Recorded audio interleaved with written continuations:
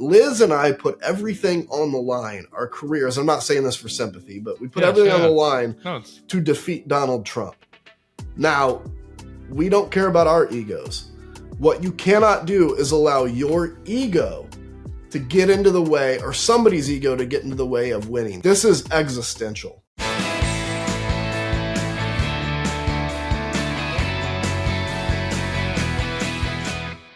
Hello and welcome to the Bulwark Podcast. I'm your host, Tim Miller. It is a beautiful day to be back with my buddy, former Congressman Adam Kinzinger, now a contributor to the Bulwark, senior political commentator for CNN. He's the founder of Country First, which backs pro-democracy candidates. What is up, my man? Hey, buddy. If I sound like somebody filled my face with cement, I've been sick all week, but I'm feeling better now. But that's what that is. So we'll get through this. Oh, okay. I thought maybe that's what happened to Matt Gaetz. Yeah. He had his face filled with cement. Did you see that? He looked like something out of like It. I got to tell you.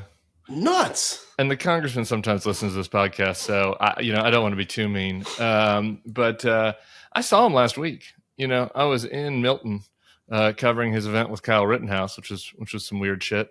And it was a different face.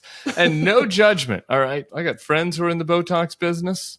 It's a good business. There's, whatever makes you feel good, but, maybe everything in moderation, I guess. There's Botox, and then there's like, whoa, Botox. He got some whoa Botox. Like, let's say I would have gotten that done and I was scheduled to speak at the convention, I would fake sick. COVID. Because it was that bad. Okay. I'd give it a potato or two to let it deflate before I go there. It's tough. It also is tough because he was on that high of just really trolling Kevin McCarthy on the floor the day before, and then just kind of crashed. It's been a roller coaster for Congressman Gaetz. Okay, here we go. I want to mostly talk about the convention, but we have two important story items I want to get to first. The first is a great, I think, the most full report about what we know so far. Regarding the assassination attempt in Butler, Pennsylvania. It comes to the New York Times. Former podcast David Farenhold and Glenn Thrush have the bylines. They wrote, when the FBI was finally able to access Mr. Crooks' cell phones and other electronic devices, agents could see that he'd searched for images of Trump as well as President Biden, Merrick Garland, Christopher Wray. Crooks also typed in major depressive disorder. He searched for dates and places for appearances for both Biden and Trump. One of Mr. Trump's planned appearances happened to be about 50 miles from his home in Bethel Park. On Friday, the day before the attempted assassination, Mr. Crooks went to the shooting range, according to investigative summary. The next morning, he bought a ladder at Home Depot and then 50 rounds of ammunition from a gun shop near his home. So that's kind of what we know so far. And again, he didn't leave a note, so we don't really know, but that lends itself to kind of what you're talking about. Yeah. And I mean, it's like, look, it's you saw this with school shooters, which is they just, you feel you hate humanity because of the depression, so you have no empathy to like whoever's life you take. And all of a sudden you're like, I could be instantly known and I can kind of get my retribution. And particularly, even if he was a Republican, I think his affiliation should have nothing to do with anything, but he can think about that would bring extra pain, right, to him and his family. I don't know, but I do know, obviously, it was an epic failure by Secret Service. And one of the things, though, that has driven me nuts in this is like, I existed for the last 3 years with this belief that the right was the main conspiracy theorists, and seeing the conspiracies on the left of this thing has been really disheartening for me. Now, it's Twitter, so is it real or not? I don't know. But this idea that he faked the shooting, or it didn't really happen, or the ear bandage. I saw where they had inverted an image and he had the bandage on what looked like his left ear, but it was just the image inverted. And they're like, see, look, he wore this kind of stuff has got to stop. And the left is doing a really bad job, I think, in these conspiracies of differentiating themselves from the right. I totally agree with that. Absurd. And there is one thing, though, I wanted to get your take on it. And I'm not into a conspiracy place on this. This is just more about norms and the way that kind of Trump has broken how normal politicians are supposed to act in these situations. We still don't have like a doctor's report, right? And we still haven't really had a press conference with a government representative taking questions about ballistics, about what was found in Crooks's phone. That is kind of strange, right? Yeah. Shouldn't we have more information by now about all that? Yeah, you really should. And, the only thing I can think in terms of the ear is like, I mean, look, when you have the zoom up, like right when it happened, there's obviously a hole in his ear, right? There's obviously blood. And truthfully, I mean, if it was as close as it seems, he literally was a quarter of a second from having literally his head blown off versus his ear shot. It's possible because if this, what I know about guns, especially 223 rounds or 5.56, which is what comes out of an AR, it's possible that since there wasn't a lot of thickness to his ear, it created just the hole. But typically, if these rounds hit like your skull or hit your body, they create so much damage. They blow a massive hole because of the way they wobble and everything else. And so it's possible that he actually lost a good chunk of his ear. I mean, and he doesn't want to admit that. I mean, who would want to show missing a significant part of your ear? I wouldn't want anybody to see that. That's possible. I don't know. Evander but I agree with you. Had his ear bitten. Yeah, that's true. That's kind of cool. Yeah, it was kind of cool. Yeah. Okay. I've got a couple other gun things for you. So because to me, as a person that's never shot a gun, it seems like the shooter was far. But as I've been reading more and watching videos from people that are experts, he really wasn't that far, actually, to have that kind of weapon and be able to, and be able to shoot from that range. So like, what is your sense? Like that also speaks both to the Secret Service failures. I think that's, I guess, what's most interesting to me is that distance, whatever it was, 150 yards is like not, I guess, significant is not really, I guess if you, compared to military training, how far you shoot from with those rifles. Does that sound right to you? Yeah. So like an AR particularly is very accurate for people that are not overly great marksmen. So the Soviets, they created the AK-47. That was an easy to use, easy to maintain gun where you could train like indigenous populations that don't have a lot of education to fight insurgencies. Our guns were made for like pretty moderately educated soldier. They're a little higher in maintenance, but they're very accurate, very easy to shoot. And the early models jammed a lot. These don't now. The M4s don't. But so, yeah, if I could train you, if I took you shooting an AR, you would actually, after about a couple shots, realize, first off, there's no kick. Like, it's a really easy gun to shoot. It's not like a shotgun where it hurts your shoulder. There's no kick. And frankly, I could teach you pretty quickly how to put iron sights, so just the basic sights on somebody and get pretty close. So I think 150 yards is pretty close for somebody that has shot a gun before, particularly an AR, and to hit where he did. The crazy thing is like, and I think, seeing this guy climb the building and not shooting him, but I don't know if it was you guys were talking about it, but in 2004, there was almost a police sniper that was killed by the Secret Service in 2004, almost, because they had identified a sniper. Secret Service was about to take the shot until they realized it was a police sniper. So I think there could have been a lot of like, okay, there's a dude with a gun on a building. What is this? Who is this? Okay, call around to the police. Is it one of theirs? Is it not? Yeah, right. Because it would be very hard to take a shot and then all of a sudden find out that was one of your guys, right? Right. So it's not an excuse, but I guess it's from a human perspective and understanding. Could you do a warning shot? This is what the fuck do I know? Well, what you should have done is just fired at the roof there, freak him out a little bit, shoot his heel or something, maybe. But at least they should have pulled the president off the stage, right? You can do that. Okay. So my other thing is maybe one of the issues that we have disagreement on. So I think it's just worth hashing out. The crazy thing to me now with 5 days difference is we had all this discourse about discourse, right? Whether our tone is good, and I'm for it. I think that turning down the temperature is important to the extent that that's possible when you have someone like Donald Trump on the ballot. But we now are 5 days away, and it's like there's no discourse about the fact that like, we live in a country where 20-year-olds with mental health problems have like copious access to these kinds of guns. Yeah. And like that should, and so maybe there's a policy solution to that or whatever, but there are some potential policy solutions that people aren't going to like. But it is kind of, it's pretty crazy to me. Like Ben Carson went on stage at the debate and was like, the weapons they've used to get Trump. It was like it's the weaponization of government and the weaponization of the media. And he lists like 4 things. And he didn't mention the fucking weapon that was used to shoot at him. So I don't know. I mean, shouldn't we at least be focused a little bit more on that than on, whether Joe Biden used the word bullseye in a private convo?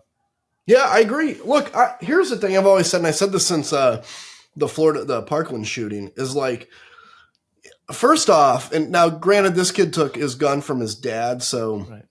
But he bought bullets. I mean, okay, yeah, should a 20-year-old really be able to buy 50 rounds, but not a White Claw? That seems wrong to me. Cigarettes even now. You can't buy tobacco. Not just alcohol. You can't buy tobacco. You can't get a Zyn. You can't get a Zyn. And we all love Zyn. You can get 50 rounds of bullets? That does seem misaligned. I don't know. And here's what I've always said is, so also in this country, you can't buy a handgun until you're 21. That's always been the law. Handgun 21, long gun 18, but long gun includes ARs now, which AR, you had talked about, shooting at 150 yards with an AR. I could give you the best 9mm or 45 or whatever pistol. You would not be able to recreate that shot at all with a pistol. And so that's why law enforcement now carries long rifles, because they were fighting long rifles with pistols and would lose every time. Yeah. So the question is this: why in the world in this country did we raise the age of smoking? I mean, the kids used to smoke at 16 when I was in high school, right? Yeah. Now, that was bad, but didn't destroy the world. But you can go buy these guns is wrong. And by the way, the one thing we have seen is that when it comes to making decisions, typically 21-year-olds, even more than 19 and 20-year-olds, are much less likely to turn violent like that, because a lot of these big school shootings are people that are 19 and 20 years old that still have a bone to pick with that school. Yeah. So I agree with you. I think it's a discussion that needs to be had, certainly. And I'm tired of saying we need to have a discussion. I guess that is politics. But eventually, can't we all agree that maybe let's just make it 21 to buy guns, period? Let's see what that does. Let that set in for a little bit. Can't hurt. I know he got this gun from his dad, but then you have the ammo element to it. And if it's illegal to carry it around, it's like an open container law. It's like if you're under 21, you can't carry it around. At the Gaetz Rittenhouse event, They were calling on moving the handgun law down to 18. That was one of the things that they talked about. So there you go. That's where the conversation is headed. Okay, we got some other news, and I did a pretty dark Next Level podcast, and so I just wanted to let everybody yesterday, people can check out if they want when we're at our low. That's what we need. The state of our politics. I'm feeling I had a little skip in my step last night, and here's why. Reports from various news outlets, Hakeem Jeffries met with Joe Biden last Thursday at the White House, told him that we're on path to lose the House, we being the Democrats in that case, or on path to lose the House if he stayed in the race. Schumer went to Rehoboth Beach on Saturday and encouraged him to get out of the race, and then put out the biggest denial in history after the John Carl report on that. Then we have a CNN report that Pelosi called him Friday. So that's Jeffries Thursday, Pelosi Friday, Schumer Saturday. Pelosi, the two haven't spoken since Friday, but Jeff Zeleny reports that Biden has become more receptive.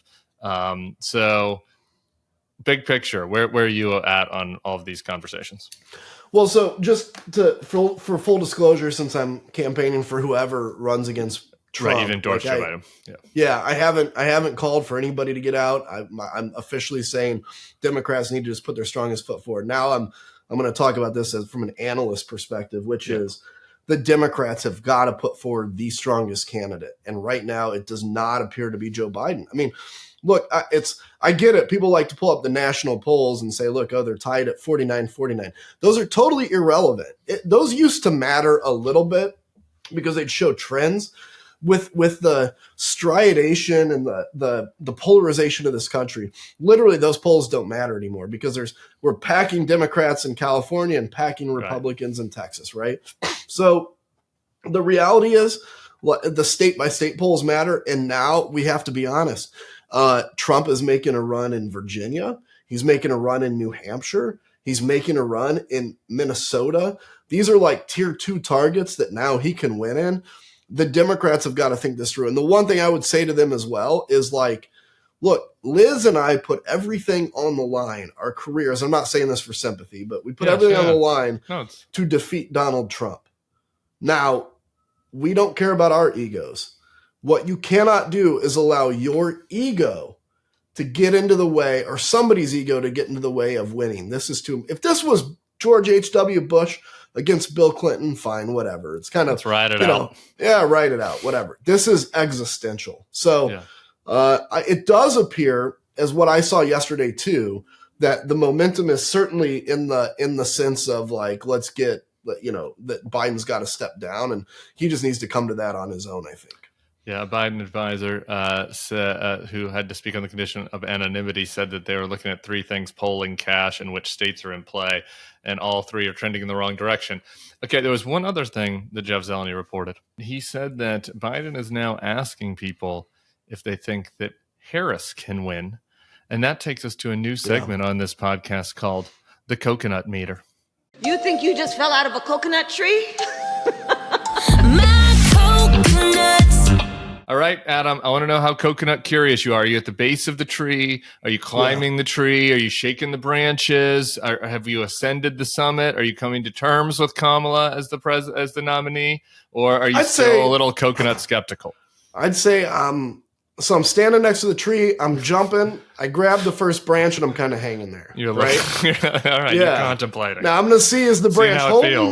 Is it going to bend? Right? Like, what's going on here? And look, I actually think, and I'm not going to pretend like I've been the biggest Harris fan. I haven't. Yeah. But as I've thought about this, and I look at the dynamic of this race, I'm like, anybody knew. So Harris or, frickin' what you said, Mayor McCheese, whoever, anybody knew, I think will bring a new dynamic into this race with a whole set of energy, because people have been dreading Biden, Trump, and all of a sudden there's somebody new. I think that could be really a ton of energy. And by the way, regardless of whether it's Kamala, and obviously she can inherit all the Biden money if it's her, I don't think money should be a consideration at all, because whoever the candidate is will raise like $8 gajillion in 3 days, have 100% name recognition immediately because they've just been slated as the candidate, and will have a huge burst of energy. Money doesn't matter anymore.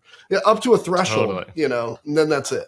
Totally. You and I couldn't be more aligned on this. It drives me insane when people are like, what about the money? Matter. Like, it doesn't fucking matter. Joe Biden has been on air. Joe Biden spent like $80 million or something already. I don't have the number in front of me, but he spent tens of millions already on ads that have done nothing. Do you know why? Because every person seeing the ad already has an opinion on Joe Biden versus Donald Trump. Ads work if it's like, Jackie Rosen in Nevada. She can probably use some money, right? Like, you should donate to her campaign if you support Jackie Rosen for Senate in Nevada, because like she's been senator, but her name ID is kind of low, and you can introduce her a little bit to certain groups of people who have moved into the state from Vegas. Everybody knows Joe Biden and Donald Trump. This is insane. So, and whoever it would replace him would, I agree, raise unprecedented money in the first week. So, if they put if the Democrats pick Phil McCracken, right, as the Democratic candidate, overnight he would have 100% name recognition. That does the job of $500 million. That's all everybody's talking about. Anyway, okay. Well, I'm climbing the tree. I'm climbing the coconut tree. I'm interested. I also think they should have an open process. I still do. I think they should, and I think it'd be good for Kamala, frankly, to take the pressure off a little bit. But we'll see how that all shakes out. Obviously, we'll be keeping you posted. All right, convention time. Where do we want to start? You just pick. Where do you want to start? What about the ear bandages? Dude, it's just, I look at that. Conventions are always weird, right? Like, it's always the hat people and the outfit people and all this kind of stuff. Watching everybody wearing these like index cards on their right ears, it's like, this is a cult. This is a crazy cult. Yes, your guy got shot in the ear. That sucks, honestly. And I don't mean this pejoratively. But then to walk around wearing an ear index card, because that's weird. The rest of it, actually, look, the convention. Have you seen that really quick before you get to that? Have you seen the meme that I posted about the ear thing with the MyPillow branding on it? Yeah, I did actually. Yeah, good. It's like I liked that. That was the good. Yeah, that was good. That was good. Anyway, continue. So that's weird, but look, okay. So from an agnostic perspective, I will say the convention has probably done a good job of doing what they wanted it to do. One of the things, at the positive, one of the things that struck me, and we'll see more later, is Donald Trump has actually appeared to be kind of chill. He's appeared to be like, I don't believe this almost yet. Melancholy kind of even, like in his body language. And I think it's, I'm one of these that doesn't believe he's capable of human emotion, but I've got to imagine to some extent almost being assassinated has got to be, even to the most, narcissistic dude, has got to be a wake-up call. Now, you've been in some fights. You've taken. It does. And it takes a few days to settle in, like how close you were, right? Because you like, it took me, I got PTS a little bit from my knifing incident in Milwaukee, and it took me literally a couple of weeks to actually come to grips with it. But so, the melancholy thing is, I think that's going to work to his advantage. Although then I see his Truth Social and I'm like, yeah, it's the same guy. But I think as much as I can't stand JD Vance, I actually think politically it's not a bad pick for him. And I thought the Republican Party did a good job of trying to put all these weirdos out there to make it look like we're a big tent party. I don't think they're going to get a bump from this, but I think it probably so far has done what they needed it to do. There was a lot of weird stuff, but generally, and I'll tell you the thing that actually I will give them more credit for is the gold. I don't like using gold star families as a prop, but I thought it was very effective yesterday. I did too. Here's how Bill Kristol wrote about it in this morning's newsletter. The most authoritarian ticket and the most extreme party agenda in modern American history have been presented to the American people at this convention in a relatively non-threatening way. I think that's right. I mean, like these guys, they think they're in the lead, and so they've just kind of sanded down the edges a little bit. People are staying on teleprompter. They're not talking about the 2020 election fraud. They're not talking about abortion. They're not, like, J.D. Vance didn't even mention Ukraine last night. Like, they're not, like, all the vaccines, like, they're not talking about that, like, the crazy stuff. They haven't changed their mind on it, but they're not talking about dismantling the administrative state, really. Like, there's been some extreme policy stuff discussed, but they're tamping down the weirdest shit. Yeah. And I think I wish they didn't, because I think America needs to see it. And that's why it's important that you and I talk about it. But if, whoever ran that convention, I think, or is running that convention, probably is doing a good job. I mean, here's the thing I would actually say, like, if I was advising Trump, I would say, look, okay, you had a chance to win in 2020 after you got COVID. You could have come out of that hospital and been like, look, I was wrong. This disease sucks. Everybody needs to take it seriously. And the Republicans would listen to you, and the middle would be like, okay, he came around. And I think he would have won the race. This is his chance after this assassination attempt to be like, you know what? Yeah, my rhetoric's been a little much. And, I never meant it personally, and let's do this. And I think he could win a lot. That said, I don't think he's capable of throttling back. I hope I'm wrong, but I don't think so. And I'm worried too that it's going to give people the false impression that he's grown up when he's just changed his tone is all.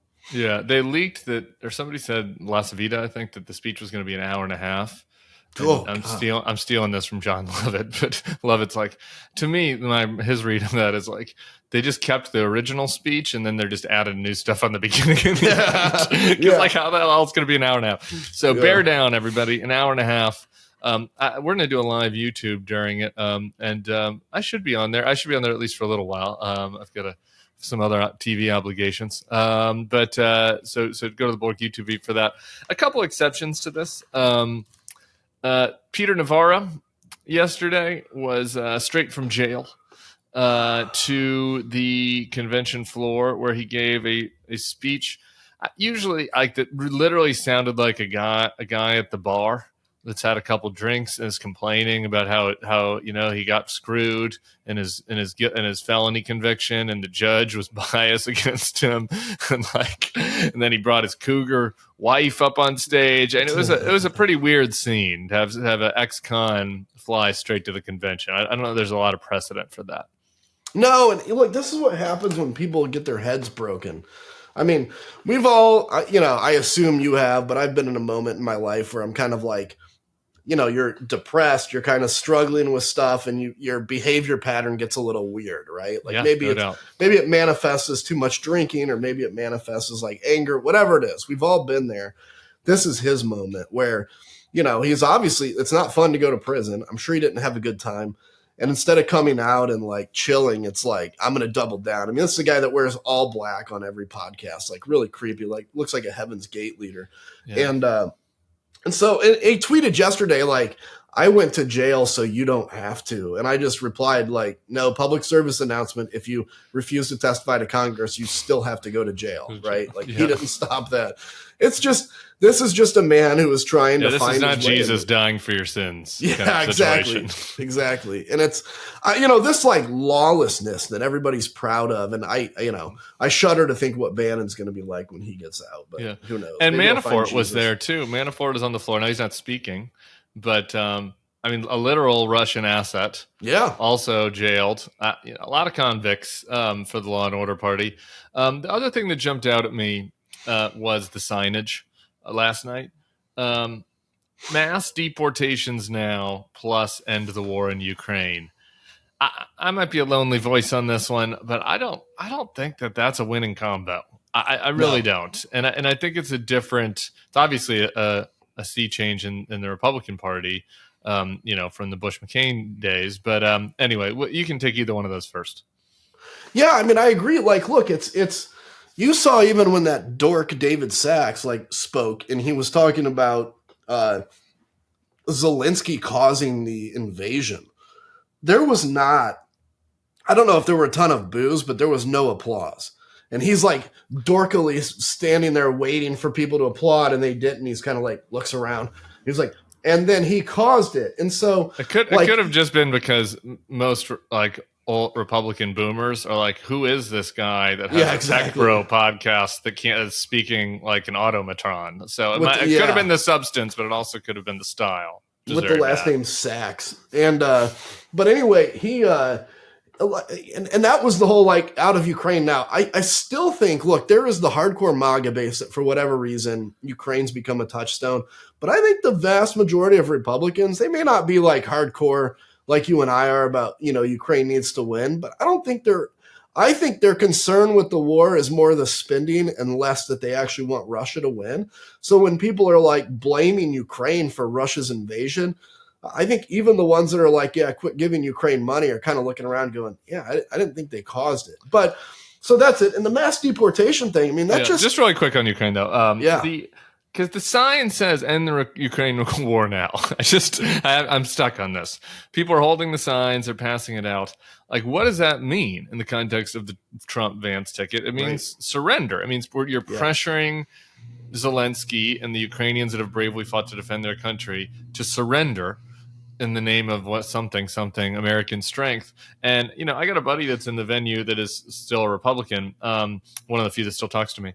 And I was like, I was texting and I was like, is there anybody from our era that's uncomfortable with this, this kind of signage? And I said basically no. So I hear you that the crowd is not fully on board with the based, broken brained, we caused this, because Ukraine was wearing the Ukraine skirt was a little too short, and they were tempting Putin to come take them. But that people aren't also upset about. You're right. Vance no, that's a good point. I agree.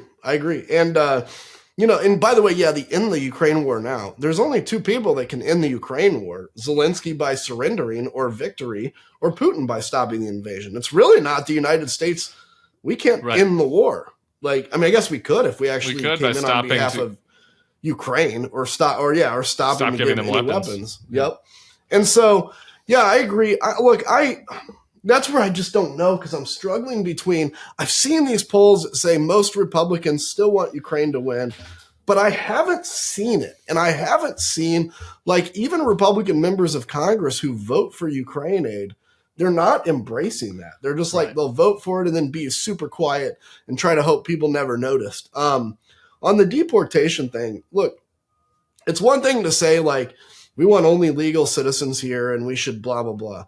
Mass deportations, when you say that, I feel like that is something that you would have seen at Madison Square Garden in the 30s at the Nazi rally, right? Yeah. That feels very gross. Yeah, that feels very gross. And I've got to imagine, no matter how people feel about immigration, this is just my hope. This is just having some faith in humanity still. Yeah. that seeing mass deportations now is just not going to be a feel-goodsy for many people. Yeah. I've said this once before, but it's now my most strongly held view of what needs to be done by the Democratic super PAC ad makers is like, I don't think it's sunk in for people what mass deportations now is. Right. And they need to paint a picture and like a cinematic view for people, because like it's not like, oh, hey, Mr. President Trump has announced mass deportations today. Everyone show up to the friendly deportation center where you hand in your cards and we put you on a plane and you go back home. Like, that's not what it is. It's like, right. It's fucking cops breaking down doors in neighborhoods and taking people and pulling people over and stereotyping them, based on whether they're speaking Spanish or English. And it's like there's a lot of really ugly stuff that goes along with mass deportations. I'm not saying that nobody should be deported or whatever, but like mass deportations implies that you're like going out and finding people and deporting them. And that feels very un-American. Yeah, and so like, my wife is Salvadorian. She was actually born an American citizen, so she's not, she's not like green card or anything, but like, and she speaks perfect English, but it's like, I think about people in that kind of a situation, like, are they going to look at somebody like her suspiciously just because she's Salvadorian? And all of a sudden that makes you guilty by, and how do you find out, is she truly an American citizen? Because she can show you a driver's license, but none of us have citizen cards. Like, That's not a real thing. There's no papers. And so, yeah, that's creepy. And you remember Elian Gonzalez when whole Florida thing, like the guns pointed at him. Imagine that times 6 million. Yeah. I don't think it's gonna hold water. I wrote, probably 4 years ago now, about this kid, Francisco Galicia. I think I'm remembering that name right. And he's like I forget if he's the younger sibling, the other one's the older sibling, whatever. But he's in the car with his brother. They're both from, I forget, Mexico, I think. And one of them was undocumented, one of them was documented, right? Because they were born in America or whatever, or their parents did the paperwork correctly. I don't recall the details. But because the one didn't have papers and didn't speak English, they detained both. And Francisco was detained, who is a legal citizen, was detained for like days. And to me, I was like, this is outrageous. Like, he was detained only because he was a brown person in the car with somebody that's undocumented. Like, that is not illegal, and that is not American. So that's just one example from the first Trump administration. Anyway, I don't think people like mass deportations. All right, JD, before I let you go, JD time. What'd you think about? It wasn't really Palin-esque and I mean that as an unusual compliment to Sarah Palin. Her convention speech was, had some juice. When her first introduction to the world, JD's was a little limp, I thought. Yeah, there's not much when I think back on his speech that I can really point out that I remember. I think he passed. Yeah, sure. I don't think he excelled. It wasn't Katie Britt. Wasn't creepy Katie Britt. No, it wasn't. Yeah, it wasn't that. Like that. But she's somehow a star again, because I guess once you embarrass yourself enough, you're back to being a star. Yeah. But so I think he passed, and I think his big challenge was. I mean, the reality is the guy's only like 39. He's young. Remember, right. Dan Quayle was like 38 or 39, and I remember he had a reputation when he was announced because he kind of came out too excited, and they're like, "Oh, he's just a kid, right?" And he got that tattooed on him unfairly. Well, that's what J.D. Vance had to avoid. I think he avoided that. I'm glad he didn't mention Ukraine, because maybe that the whole thing I'm hoping is maybe his Ukraine, because the guy was a Marine. Maybe his Ukraine stuff was just to get the attention of Donald Trump, which is cynical, but I don't know. I guess we got to look at something good, but I think it was probably a safe political pick for Trump. I'm not one of these that thinks he gains nothing by it, but I don't think it's going to change the dynamic very much of anything. Yeah. He cynical is right. He just, to me, and I have to just admit, I'm just going to admit it. I really find him unappealing. Oh, I do too. Yeah. On the list of people that I want to have a beer with in the United States Congress or in Senate, like, he would be at the very bottom of the list. But above Ted Cruz, I guess, but very few people below him. And the fact that he's the first millennial on ticket, that stings a little bit, since he's so full of shit. My takeaway of him last night is, it was Trump has this thing that works for him, which is Trump is totally full of shit, but his presentation makes you think that he's telling you some truth, like what he really thinks, right? Like That's challenging to pull off. JD, to me, it just screams like this guy's full of shit. Yeah, and like totally. Kind of I hope he is kind of, because if he ends up being VP, I hope he doesn't believe all the insane stuff that he's been saying about cat ladies and vaccines and Ukraine. Like it'd be, I guess, it'd be nice if Yale, author of Hillbilly Elegy, JD returned. I don't expect that, but like that's just, I don't know. He doesn't seem like the choice. There's some discussion about whether the choice is like he's the mantle carrier for MAGA. I don't know if he's got that kind of juice. It's interesting. Like he's the Vivek Ramaswamy. He's the same thing, right? Like I know people that know Vivek that are like, oh, Vivek was, total moderate. He knows this is a game. He doesn't believe anything he says, but they're just so cynical that they don't give a shit. They'll just like, oh, I'll just say whatever because it's just how to get to power. And this is what's sad is this generation has learned that this is how you get to power. Like to you and I, it's still an exception. To them, it's the rule. And so JD Vance goes from, how do you go from being such a clear-eyed never Trumper to seeing him in action for 8 years and now being so hardcore pro-Trump? Most of us went the opposite way, like realizing this guy was bad. Well, because there's no moral center. Because JD Vance wants power. He got to taste power, and everything about him was fake. And by the way, he also has made it clear, as much as I said I appreciated him not mentioning Ukraine, he's been very clear that he doesn't give a rat's ass about Ukraine. And if it burns, that would be fine with him.